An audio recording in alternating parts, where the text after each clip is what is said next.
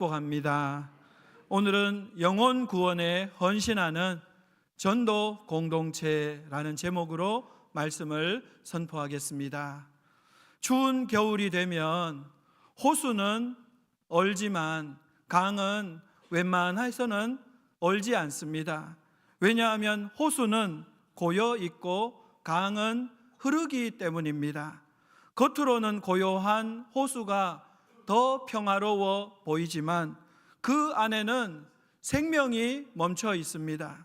반면에 강은 쉴 새 없이 흘러서 요란해 보이지만 그 안에는 끊임없는 생명의 순환이 일어나고 있습니다. 우리의 신앙도 그렇습니다. 멈추면 얼어붙고 흘러야 따뜻해집니다. 우리 안에 있는 이 은혜도 가만 놔두면 사라져 버립니다. 흘러가야 생명을 살릴 수가 있거든요. 이처럼 은혜가 흘러가는 것을 전도라고 말할 수 있습니다. 전도는 다른 것이 아니에요. 내 안에 많은 넘치는 이 은혜가 흘러가는 것, 그것이 바로 전도입니다.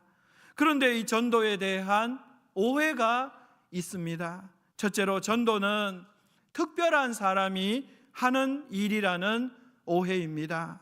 전도는 교역자나 권사님 같은 특별한 사람만 할 수 있다는 것입니다. 그러나 전도는 우리 모든 성도가 할 수 있고 또 해야 하는 사명이거든요. 둘째로 전도는 억지로 쥐어짜내는 일이라는 오해입니다. 사실 전도 자체만 생각하면 누구나 부담스럽습니다. 그러나 전도는 은혜의 감격이 흘러 넘치는 자연스러운 반응이라고 할 수 있습니다. 셋째로 전도는 결과로 평가받는 일이라는 오해입니다. 그래서 이 전도의 결과가 보이지 않으면 포기하는 경향이 있어요. 그러나 전도는 씨를 뿌리는 것이에요. 그래서 결과보다도 순종의 문제입니다. 요한복음 4장은 한 여인의 변화를 다룬 말씀입니다. 그는 사람을 피해서 낮 시간에 혼자 물을 길러온 상처 많은 여인이었습니다. 그런데 우물가에서 예수님을 만난 후 물동이를 버려두고 동네로 달려갔어요. 그리고 예수님을 전했습니다. 그가 버려둔 물동이는 옛 욕망과 죄를 상징합니다. 그는 이제 과거의 그 모든 욕망을 버리고 생수의 근원이신 예수님을 붙든 것입니다. 그는 동네로 달려갔어요. 그리고 이렇게 말합니다. 내가 행한 모든 일을 내게 말한 사람을 와서 보라. 이는 그리스도가 아니냐. 이 고백이 마을 전체를 흔들었고 많은 이들이 예수님을 그리스도로 믿게 되었습니다.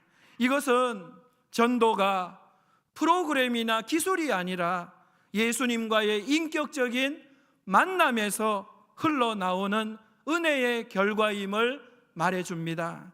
본문은 전도가 과연 무엇인지를 세 가지로 말씀해주고 있습니다. 첫째로 전도는 훈련이 아니라 예수님과 만남의 결과입니다.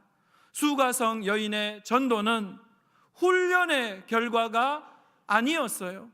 예수님과 만남 후 자연스럽게 따라온 결과였습니다. 다시 말해서 예수님을 나의 그리스도로 인격적으로 만난 사람이 복음을 전할 수 있다는 것입니다. 복음은 배운 만큼 흘러가는 것이 아닙니다. 지식이 쌓였다고 복음이 흘러가는 게 아니에요. 예수님을 만난 만큼 복음이 흘러갑니다. 만남에서 오는 내 안에 감격이 흘러가는 거예요. 그것이 전도거든요. 그러므로 예수님을 진짜 만나는 것이 전도의 핵심입니다. 둘째로 전도는 설득이 아니라 변화된 삶을 보여주는 것입니다. 그는 내가 행한 모든 일을 내게 말한 사람을 와서 보라. 이는 그리스도가 아니냐. 이렇게 말만 했어요. 논리적으로 예수님이 왜 그리스도인지, 왜 구원자인지를 설명하지 않았어요. 증명하지 않았어요.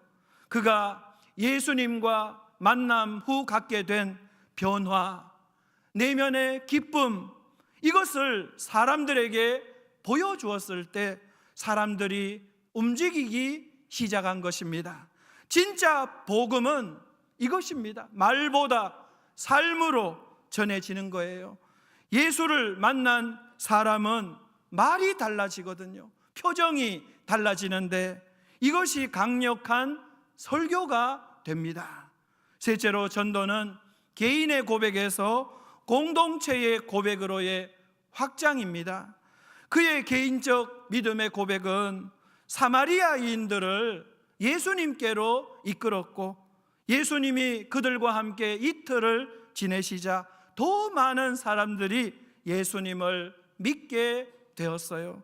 그리고 나서는 이렇게 고백합니다. 이는 우리가 친히 듣고 그가 참으로 세상의 구주신 줄 알미라. 복음은 나로부터 시작되지만 우리로 확장됩니다. 하나님은 한 사람을 통해 교회 공동체를 세우시고, 또 한 교회를 통해 마을을 바꾸시고 도시를 변화시키시는 것입니다. 오늘 우리는 이렇게 예배당 안에서 이 복음을 누리고 있지만 세상은 여전히 복음에 대해서 무지합니다.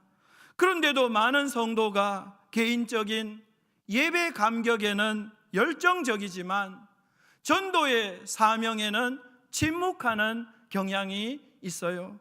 전도는 특별한 사람이 해야 할 일이 아니라 예배로 살아난, 예배의 은혜 받은 모든 성도가 해야 할 사명입니다. 예배의 감격이 흘러가지 않으면 예배의 뜨거움도 점점 식어져 버리고 교회는 생명력을 잃게 될 것입니다. 이제 우리는 은혜 받은 사람이 아니라 받은 은혜를 흘려보내는 예배자가 되어야 합니다. 그러면 우리는 어떻게 받은 그 놀라운 은혜를 나 혼자 누리지 않고 그 은혜를 흘려보내는 예배자가 될 수 있을까요? 첫째로 먼저 예수님과의 만남에서 은혜와 감격을 회복합시다. 수가성 여인은 처음에는 마음이 굳게 닫혀 있었어요. 사람을 피하고 싶었고 과거의 상처를 꽁꽁 숨기고 싶었습니다. 그러나 물을 좀 달라 하시는 예수님 그 요청에 마음의 문을 열게 되었어요. 그러면서 예수님과 대화하다가 남편을 5번이나 바꾼 자신이 죄인이며 예수님이 메시아이심을 깨닫게 된 거예요. 이 만남이 인생의 전환점이 되었습니다. 그는 더 이상 과거에 묶여 있지 않게 되었어요.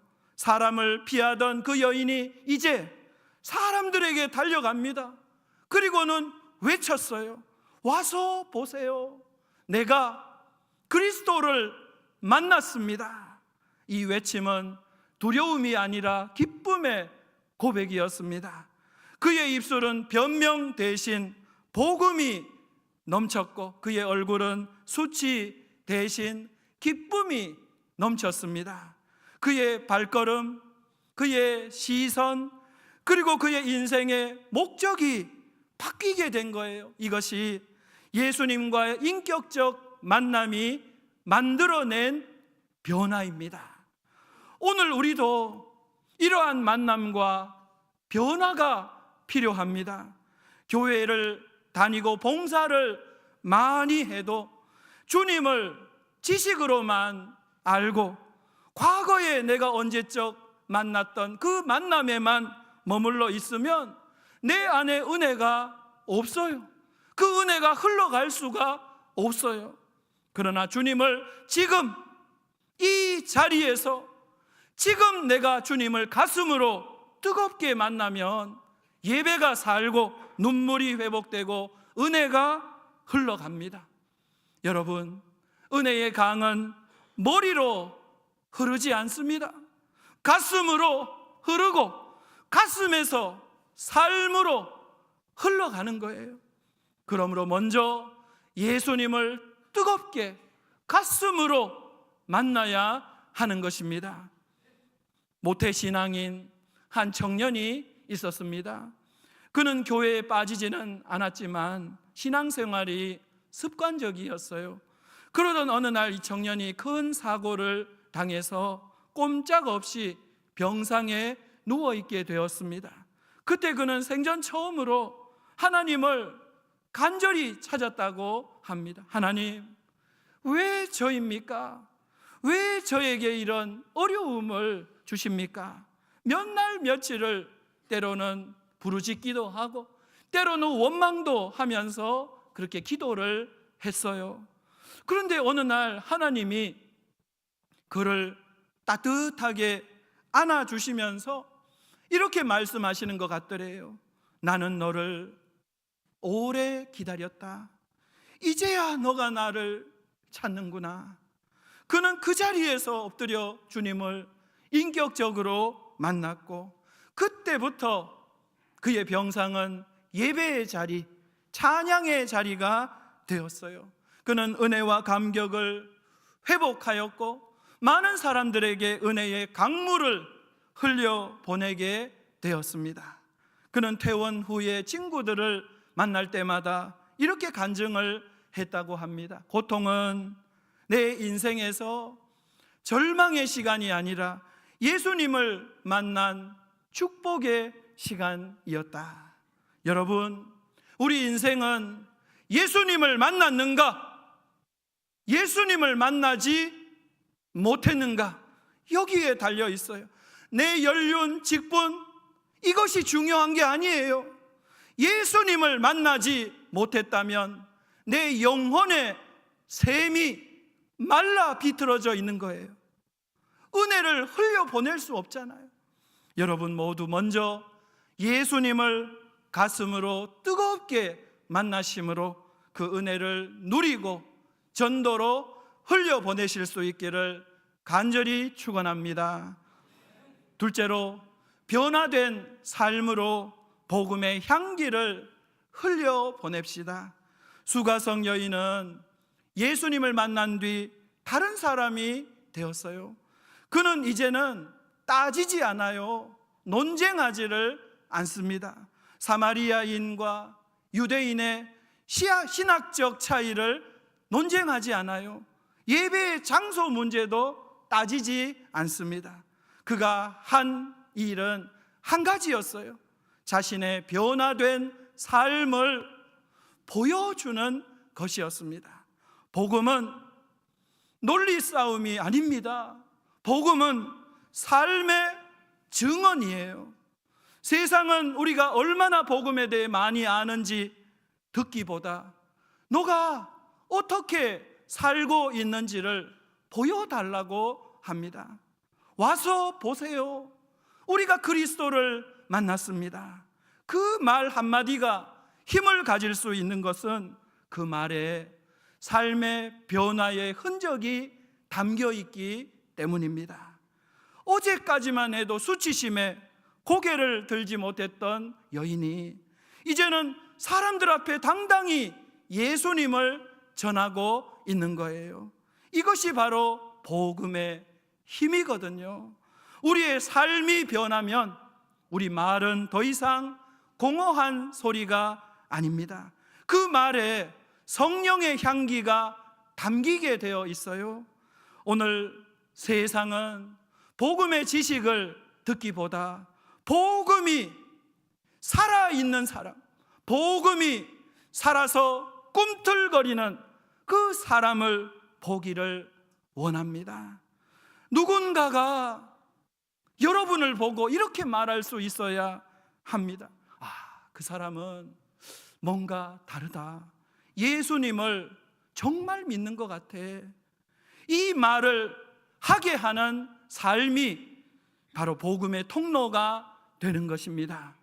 은혜를 흘려보내는 사람은 말이 아니라 복음의 향기 나는 삶을 보여주어야 하는 것입니다.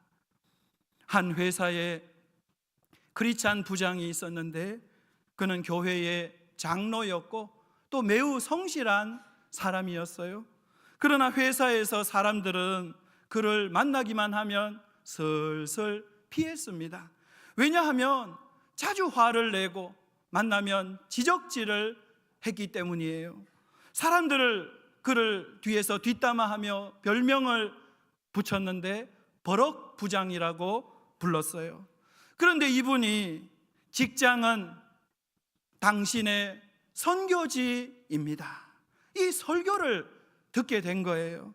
그러고는 하나님 앞에 회개하고 마음이 바뀌게 되었어요. 나는 그동안 직장 선교지에서 복음을 전하기는커녕 복음의 문을 막고 있었구나. 그는 그날 밤 이렇게 기도했다고 합니다. 주님, 저의 말과 태도에서 복음의 향기가 나게 해주세요. 그날부터 그는 새벽 기도를 다니며 직원 명단을 놓고 기도하기 시작했고, 짜증 대신 격려의 말을 하고 비난 대신 칭찬의 말을 하게 된 거예요. 그런데 얼마 후에 한 직원이 이렇게 말을 하더라는 거예요. 부장님, 요즘 많이 달라지셨어요. 화만 내시던 분이 우리를 위해서 기도를 하신다니 신기해요. 그때 그는 이 변화된 삶이 어떤 전도지보다도 훨씬 강력하다는 것을 깨닫게 되었다는 거예요. 여러분, 복음은 말이 아니라 삶으로 전해질 때 강력한 힘이 있습니다. 우리가 누군가에게 그 사람 뭔가 다른데 이것을 느끼게 한다면 그 순간이 바로 복음이 흘러가는 순간인 거예요. 여러분 모두 변화된 삶으로 복음의 향기를 세상에 흘려보내시기를 축원합니다. 셋째로, 변화된 말로 복음의 은혜를 흘려보냅시다. 수가성 여인은 예수님 만난 그 감격을 혼자 간직하지 않았어요. 다른 사람들에게 달려가서 와서 보세요 라고 외쳤습니다. 이 한마디는 설교가 아니잖아요. 복잡한 설명도 아니에요. 단지 자기가 경험한 그 예수님을 그대로 전한 것입니다. 그런데 이 말, 이 고백 한마디에 사람들이 막 몰려온 거예요. 결국 사마리아 성 안에 놀라운 전도의 역사가 일어난 것입니다. 한 여인의 말 한마디가 한 마을의 생명을 살렸어요. 오늘 우리도 그와 같아야 합니다. 예배의 자리를 나서는 우리의 걸음은 복음의 통로가 되어야 합니다. 예배의 감격을 이 가슴에만 닫아놓고 있으면 은혜는 금방 식어버리고 말거든요. 그러나 그것을 세상으로 흘려보낼 때 은혜는 생명이 됩니다. 그러면 우리는 어떻게 해야 할까요? 가정에서는 사랑의 말, 따뜻한 말 한마디를 하는 거예요. 직장에서는 정직한 행동의 실천을 나타내는 거예요. 세상에 나가서는 교만을 버리는 거예요. 높아진 마음을 내려놓고 낮은 자리에서 작은 섬김을 실천하는 거예요. 이 모든 것이 메마른 영혼들에게는 복음의 생수를 흘려보내는 강물이 될 수가 있는 것입니다. 여러분, 하나님은 화려한 설교자를 찾으실까요? 아닙니다. 받은 은혜를 말과 삶으로 세상에 전하는 사람을 찾고 계세요. 우리의 찬양과 기도가 예배당 안에 갇혀 있으면 안 되잖아요. 이 예배당에 멈춰버리면 은혜의 흐름이 끊어져 버리고 생명이 살아날 수가 없어요. 그러나 복음의 은혜가 나의 가정으로, 나의 직장으로, 그리고 이웃에게로 흘러갈 때 죽어가는 생명이 살아날 수 있게 되는 것입니다. 한 청년이 삶을 포기하려고 했어요. 그는 대학을 졸업한 지 한참이 되었는데 되는 일이 없는 거예요. 직장을 구할 수 없어요. 미래에 대한 보장도 없고 모든 것이 무의미하다고 생각이 되어서 밤늦게 절벽으로 향하고 있었어요. 그런데 그때 한 통의 문자를 받게 되었는데, 그와 함께 교사로 봉사하던 한 집사님의 장문의 문자였어요. 요즘 너의 얼굴이 잘 안 보여서 기도하고 있었어. 너가 어떤 상황에 있든지 하나님은 여전히 너를 사랑하시고 너와 함께 계심을 잊지 마라. 이 한 통의 문자가 청년의 발걸음을 멈추게 만든 거예요. 그리고 그의 그 차가워진 마음을 따뜻한 은혜로 채운 것입니다. 은혜 받은 사람의 말에는 생명이 담겨 있어요. 은혜 받은 사람의 말 한마디가 죽어가는 그 영혼의 심장을 다시 뛰게 만들 수가 있는 것입니다. 여러분, 예배의 감동이 주일로 끝나면 은혜는 식거나 사라져 버립니다. 그러나 그 은혜가 일상의 삶에서 변화된 말, 그리고 변화된 삶으로 흘러가면 가정이 살아납니다. 직장이 달라져요. 이웃에게 생명의 역사가 일어납니다. 여러분, 우리 모두 예수님과의 만남에서 먼저 은혜와 감격을 회복합시다. 그리고 변화된 삶으로 복음의 향기를 흘려보냅시다. 그리고 변화된 말로 복음의 은혜를 흘려보냅시다. 그리하여 2026년 영혼 구원에 헌신하고 열매 맺는 전도 공동체를 우리 경주제일교회가 함께 이루어갈 수 있기를 간절히 축원합니다.